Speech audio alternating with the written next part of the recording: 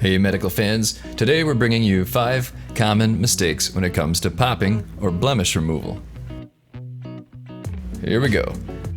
Spreading bacteria. Things like staph and MRSA can naturally live on your skin, so make sure your hands and face are clean. You don't want to be pushing bacteria around into cuts and tiny cracks.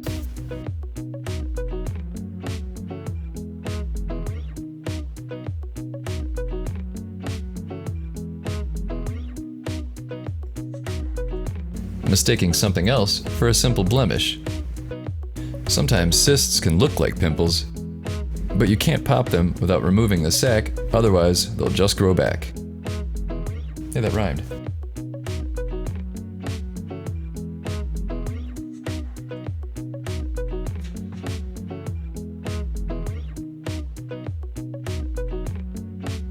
Squeezing too hard.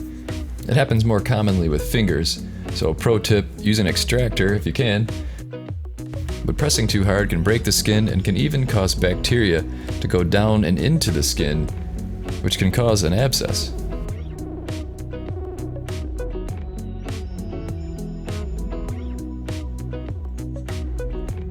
Popping whiteheads before they're ripe.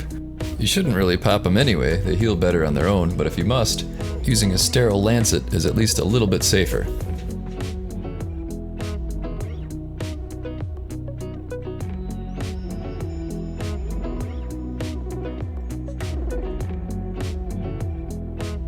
And last but not least, don't mess with popping right before you go out. Even if you do it the right way, you still may end up with a redder face than when you started.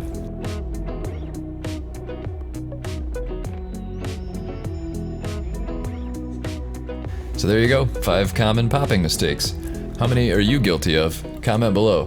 Thanks for watching, and don't forget to subscribe, we've got new content all the time. Keep your faces clean, and we'll see you next time. If you'd like to get an extractor kit of your own, we did some looking around and came up with this one. It's compact, has steel instruments that won't corrode like a lot of the cheaper sets, but the price is very reasonable too. Good variety of tools and just an all-around solid kit. Use the Amazon link below and it ships quickly from the US, so you won't have to wait long before you start popping.